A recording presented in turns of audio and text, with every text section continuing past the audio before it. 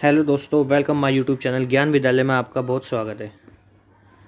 आज की जो वीडियो होने वाली है दोस्तों, वो हमारा जो टॉपिक है हिंदी कथा साहित्य बीए प्रोग्राम थर्ड सेमेस्टर का जो सब्जेक्ट है उसके इम्पोर्टेंट क्वेश्चंस के ऊपर होने वाली है।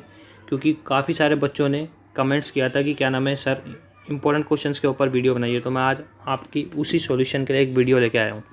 तो चलिए वीडियो को स्टार्ट करते हैं। यदि आप हमारे चैनल पर पहली बार जुड़े हैं तो please like share and subscribe करना ना भूलें।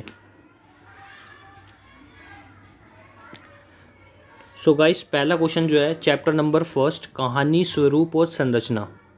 फर्स्ट क्वेश्चन, प्रेमचंद के अनुसार कहानी की यात्रा वृत्तांत के चरणों का वर्णन करें। यानी कि जो प्रेमचंद के अनुसार कहानी का जो युग है, यानी कि कहानी को कितने चरणों में डिफाइन किया गया, कितने चरणों में विभाजित किया गया। जैसे कि पहला जो काल है 1901 से 1915 तक पूर्व प्रेमचंद युग बताया गया है, उसमें किस तरीके से उन्होंने कहानी की सार्थकता को दर्शाया उसके बारे में बताना है। फिर उसके बाद दूसरा जो काल है 1915 से 1935 है, फिर 1935 से 1955 है। इस तरीके से आपको डिफाइन करना है। Okay guys, so next question है, मनोवैज्ञानिक एवं मनोविश्लेषणवादी कहानी की विशेषताओं पर प्रकाश डालिए। तो मनोविश्लेषणवादी और मनोवैज्ञानिक कहानी क्या होती है? तो गाइस, ये जो कहानी होती है इसका मतलब मेन मोटिव ये होता है कि जो कहानी है उसको सामाजिक, आर्थिक, राजनीतिक परिवेश से दूर रखना, यानी कि व्यक्ति के आंतरिक संबंधों से, यानी कि उसका जो आंतरिक संबंध है उससे जुड़ी होती है कहानी। जैसे कि उसके मनोभाव हो गए, ठीक है, जैसे कि उसके अंदर कोई पीड़ा उत्पन्न हो रही है। जैसे कि आप एग्जांपल ले सकते हैं, जैसे ईद का चैप्टर था, हामिद के ऊपर था, उसके बारे में बताया गया था कि उसकी जो पीड़ा है अपनी उसके प्रति, किसके, अपनी दादी के प्रति, कि वो अपने सारे शौक को मार कर क्या करता है, वो अपनी दादी के लिए एक चिमटा खरीदता है। तो इसके तौर पर आप बता सकते हैं कि मनोविश्लेषणवादी कहानी जो होती है वो क्या होती है। चलिए गाइस, नेक्स्ट क्वेश्चन जो है, हिंदी कहानी के उद्भव और विकास को उदाहरण से चर्चा कीजिए। जो हिंदी के कहानी का उद्भव और विकास, यानी कि हिंदी कहानी जो है वो कैसे स्टार्ट हुई, उसका आरंभिक युग कैसा था, फिर उसका माध्यमिक युग कैसा था, फिर उसका धीरे धीरे डेवलपमेंट विकास हुआ, उसमें कितने चरण आए और कैसे कैसे पात्रों की जो प्रासंगिकता होती है, ये सब आपको डिफाइन करना है। अगला क्वेश्चन है, कहानी तत्वों के केंद्र में रखते हुए उसकी संरचना पर प्रकाश डालिए। यानी कहानी के जो तत्व होते हैं, ठीक है, कहानी के कितने तत्व होते हैं गाइस? जैसे कहानी के तत्व माने गए कितने, 7 तत्व होते हैं, सॉरी 4 तत्व होते हैं, ठीक है। तो कहानी के जो तत्व होते हैं उसके अंदर बेसिकली आपको क्या क्या बताना होता है। एक तो सबसे मेन होता है करैक्टर्स, जिसमें पात्र और पात्र चरित्र होता है। तो उसमें क्या होता है, मतलब जो कहानी है ज़्यादा आपकी लॉन्ग नहीं होनी चाहिए, और उसमें जो जितने भी करैक्टर्स काम कर रहे हैं 3 या 4 होने चाहिए बेसिकली, उससे ज़्यादा नहीं होने चाहिए। क्योंकि कहानी का जो क्षेत्र होता है वो क्या होता है, फिर विस्तृत हो जाता है, वो फैल जाता है। इतनी लंबी कहानी नहीं होनी चाहिए, क्योंकि लोगों के पास इतना टाइम नहीं होता कहानी को पढ़ने के लिए। और जो जितने भी इसमें पात्र होते हैं उनके डायलॉग्स के ऊपर बात होती है कि उनके डायलॉग्स जो उनकी जो भाषा शैली है वो सब क्या होती है, सरल और सहज होनी चाहिए। तो इस तरीके से आप बता सकते हैं। और उसका एक वातावरण होता है, एक एनवायरनमेंट होता है जो कहानी के अंतर्गत चारों तरफ बना रहता है, कि उसके बारे में उल्लेख करना है पात्रों को, कि कहानी की घटना किस घटना पर आधारित है, ये सब, ठीक है। तो गाइस, अगला क्वेश्चन जो है, प्रेमचंद और अज्ञे की दृष्टि से कहानी की परिभाषा, यानी दोनों को, इसको डिफरेंस बताना है दोनों का। अज्ञे जो है, अज्ञे जी का पूरा नाम क्या है, सच्चिदानंद वात्सायन अज्ञे, और प्रेमचंद, मुंशी प्रेमचंद जी के अनुसार दोनों में मतलब क्या डिफरेंस है कहानी की परिभाषा को लेकर। चलिए गाइस, इसके साथ दूसरा चैप्टर स्टार्ट करते हैं, उपन्यास स्वरूप और संरचना। उपन्यास का अर्थ बताना है, उसके परिभाषा को उदाहरण सहित समझाए। तो इसका मतलब क्या है, उपन्यास की जो परिभाषा डिफाइन करनी है, ठीक है। फिर उसके बाद समझाना है कि उदाहरण सहित उसको समझाना, यानी कि जो उसकी परिभाषा है अलग अलग विचारकों के मत के अनुसार समझाना है, कि प्रेमचंद ने कैसे कहा है उपन्यास की परिभाषा को, और बाकी जो लोग हैं ही क्या नाम है, जयशंकर प्रसाद, उन्होंने क्या समझाया। तो इस तरीके से आपको डिफाइन करना है। अगला क्वेश्चन है, क्या भारतीय विद्वानों एवं पाश्चात्य विद्वानों की परिभाषा में अंतर संबंध है? वो कह रहा है कि जो भारतीय विद्वान है और जो पाश्चात्य विद्वान है उनकी जो कहानी है उन दोनों में कुछ अंतर है या नहीं है, यदि है तो क्या है, ठीक है। तो उसके बारे में आपको बताना है, ठीक है, कि जो पाश्चात्य विद्वान है वो किस रूप से दोनों से मेल खाते हैं या नहीं खाते हैं, ठीक है।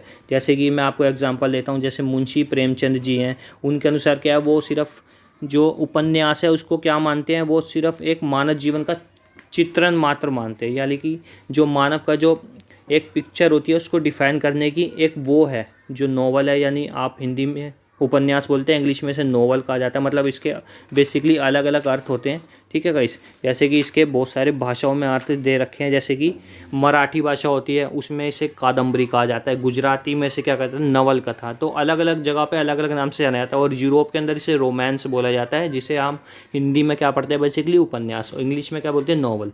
तो आपको इस तरीके से डिफाइन करना है। अगला क्वेश्चन है गाइस, उपन्यास के अर्थ को समझाते हुए उसके 3 भेद की व्याख्या करें, ठीक है।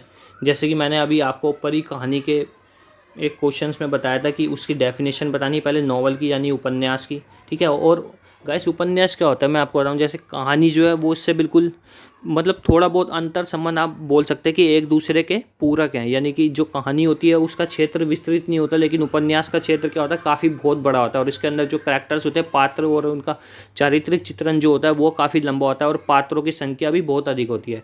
और जो इनके डायलॉग्स होते हैं, जितने ज़्यादा भाषा सरल होगी और जितने ज़्यादा डायलॉग्स होंगे, तो जो श्रोता होते हैं और जो पाठक होते हैं उसको पढ़ने में क्या होता है, रुचि मिलती है और मनोरंजन प्रगति होती है, ठीक है।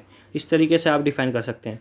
और अगला जो क्वेश्चन है, उपन्यास में महाकाव्य में अंतर समझाएं, यानी कि उपन्यास और महाकाव्य में अंतर बताना है, ठीक है।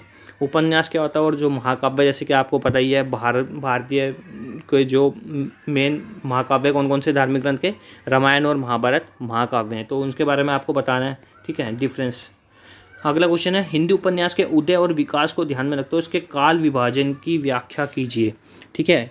मतलब कि हिंदी का उपन्यास के जो काल हैं, यानी कि, और बेसिकली आपको मैं बताऊं उपन्यास का मेन जो बेसिकली अर्थ होता है वो क्या होता है, उपन्यास जो है 2 वर्डों से मिलकर बना है, यानी कि 2 शब्दों से मिलकर बना एक शब्द है, जिसका मतलब होता है उप का मतलब होता है निकट, ठीक है। और न्यास का मतलब होता है क्या, न्यास का मतलब होता है रखना, यानी कि कहने का मतलब है एक ऐसा शब्द जिसके आसपास ही, इसके इर्द गिर्द ही हर किसी, मतलब जैसे कि एक चैप्टर के अंदर कोई वस्तु है या कोई पात्र या चारित्रिक चित्रण की बात हो रही है, तो उसके चारों ओर ही एक चीज़ को घुमाया जाए, मतलब, ठीक है ना। अगला क्वेश्चन है गाइस, चैप्टर 3 पुरस्कार कहानी जयशंकर प्रसाद, ठीक है। तो पुरस्कार कहानी जो है उसमें सबसे पहले मधुलिका का चारित्रिक चित्रण बताना है। ये बहुत ही दोस्तों क्या नाम है, बहुत ही इंपॉर्टेंट क्वेश्चन है, सो प्लीज़ इसको पढ़ के जाइएगा। मधुलिका का बताना चारित्रिक चित्रण क्या होता है, कि जैसे कि मधुलिका जो है वो पुरस्कार, यानी कि वो राष्ट्र प्रेमी होती है, राष्ट्र के प्रति एकता की भावना होती है उसमें, ठीक है ना। वो मतलब पहले गलत काम भी करती है, लेकिन उससे जब पता लगता है कि मुझे दंड की मैं भागी हूँ, तो वो क्या करती है, अपने दंड को स्वीकार करती है, अपने जो उसने जो गलत काम किया है और अपने आप पर प्यार व्यवहार के प्रति क्या करती है, वो अपनी पीड़ा को व्यक्त करती है और उसके प्रति क्या करती है, अपने आप को दोषी ठहराती है, ठीक है। अगला क्वेश्चन है, प्रसाद द्वारा रचित पुरस्कार कहानी का मूल भाव क्या है। जो प्रसाद द्वारा रचित कहानी है पुरस्कार, उसका मूल भाव यानी कि पूरा आपको कथा का, यानी कि पूरे चैप्टर का जो सार है वो बताना है, डिफाइन करना है। मतलब ज़्यादा लॉन्ग ना होना चाहिए, जैसे आप 120-200 वर्ड्स का लिख सकते हैं, ठीक है ना। हम जैसे कि उसमें बताना है पुरस्कार कहानी जो है मतलब किस चीज़ पे आधारित है, क्या है इसके अंदर, कितने पात्र हैं, और मतलब इसका जो मेन मोटिव, इसका उद्देश्य क्या है इस कहानी का, ठीक है। अगला क्वेश्चन है कि इस राजकुमार अरुण की क्या योजना थी, वह किस राज्य पर आक्रमण करना चाहता है। ये बहुत ही इंपॉर्टेंट क्वेश्चन है ये भी गाइस। जो राजकुमार अरुण था वो किससे विवाह करना चाहता था, मधुलिका से, ठीक है। और लेकिन वो किस पे आक्रमण करना की योजना बना रहा था, कौशल राज्य पे, ठीक है। उसके बारे में आप बेसिकली पढ़ लेंगे तो आपको इजीली अंडरस्टैंड हो जाएगा, ठीक है। अगला जो चैप्टर है, ऐसी होली खेलो लाल, ये किसका चैप्टर है, पांडे बेचन शर्मा उग्र जी का, ठीक है। तो ऐसी होली खेलो लाल की कहानी की कथा वस्तु पर प्रकाश डालिए, मतलब कि कहानी के बारे में स्टोरी बतानी है, ठीक है। और महासिंह और पद्मा के बीच संबंध कैसे थे, ठीक है। जैसे कि आप चैप्टर पढ़ेंगे तो आपको पता लग जाएगा, जब पद्मा खतरे में होती है तो महासिंह क्या करता है, उसकी अपने रक्त से ही मांग भर देता है, यानी कि उसे अपनी क्या बना देता है, अर्धांगिनी बना देता है। मतलब आप बेसिकली पढ़ेंगे तो आपको ईजिली समझ में आ जाएगा। ऐसी होली खेली कहानी के माध्यम से, सॉरी यहाँ एडिटिंग गलत हो गया, ऐसी होली खेलो कहानी के माध्यम से मेवाड़ रियासत की शौर्य गाथा पर एक प्रकाश डाली। जो मेवाड़ के राजा थे कौन, उदय सिंह, उनके बारे में भी आपको थोड़ा बहुत डिफाइन करना होगा इसमें, ठीक है गाइस। और थोड़ा इसके बारे में, कहानी के बारे में चर्चा कीजिएगा, यानी कि ये जो कहानी है किस चीज़ के ऊपर है, शौर्य गाथा, यानी कि जैसे आप बोल सकते हैं फ्रीडम फाइटर से जितने भी स्वतंत्रता सेनानी थे उन्होंने क्या किया, अपने खून का यानी कि अपनी जान का त्याग दिया अपने राष्ट्र के प्रति, मतलब एक तरीके से आप बोल सकते हो उन्होंने भी खून से होली खेली, तो मतलब इसलिए इस चैप्टर को दर्शाया गया है। अगला चैप्टर है गाइस शरणदाता। शरणदाता कहानी के पक्ष में सार पर समीक्षा कीजिए। तो शरणदाता कहानी है। शरणदाता कहानी का मतलब क्या है? शरणदाता जो कहानी है भारत और पाकिस्तान विभाजन के ऊपर है। जैसे जैसे मतलब 1947 में देश आज़ाद हुआ था, उसके बाद क्या हुआ था, दोनों राष्ट्रों ने अपनी अपनी मांग की थी, यानी कि पाकिस्तान अलग अपनी पहचान बनाना चाहता था, भारत अलग। तो मतलब जो मुस्लिम भारत में रहते थे वो आधे कुछ वहाँ चले गए और वहाँ से हिंदू कुछ इधर आ गए। तो इस तरीके से मतलब भारत पाक विभाजन के ऊपर सारी घटना जो है दर्शाई गई है। शरणदाता कहानी के माध्यम से भारत पाक विभाजन की सामाजिक घटना को समझाएं, यानी कि वो बता रहा है कि जो वहाँ की सामाजिक घटना थी उस समय की, वो आपको दर्शानी है। ठीक है गाइस। अगला नेक्स्ट चैप्टर है वापसी कहानी। उषा प्रियवंदा की जीवनी, यानी कि जिन्होंने लिखी है उनकी रचयिता वापसी कहानी, उनके बारे में उनकी जीवनी लिखनी है पूरी। ठीक है।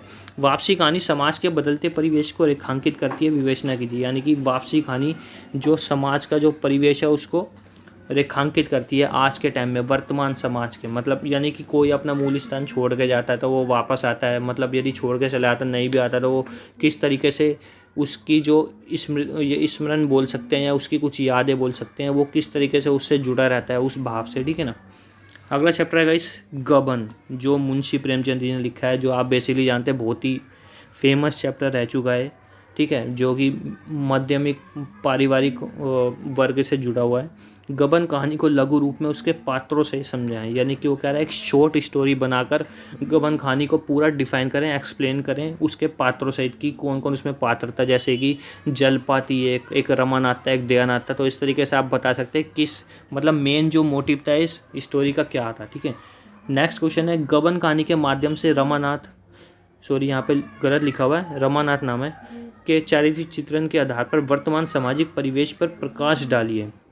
तो वो बता रहे कि जो रमानाथ है उसका चारित्रिक चित्रण कैसा था, मतलब उसको किस चीज़ की भूख थी, उसे अय्याशी की भूख थी। ठीक है। तो उसके बारे में आपको डिफाइन करना है कि पूरा उसे किसी से मतलब नहीं, और वो इतना घमंडी था कि मतलब जो उसके पास नहीं है वो जताता था कि मेरे पास है वर्तमान में, लेकिन उसके मतलब कहने का मतलब है उसकी सैलरी इतनी कम थी लेकिन उसके शौक कितने थे, राजा महाराजों जैसे। लेकिन उसको बाद में समझ आता है क्योंकि यथार्थता जो होती है वो अलग होती है और भविष्यता अलग होती है। ठीक है गाइस। सो गाइस इसी के साथ हमारी वीडियो ख़त्म होती है। यदि आपको वीडियो अच्छी लगी हो तो प्लीज़ शेयर करें, सब्सक्राइब करें एंड लाइक करें। Thanks for watching my video.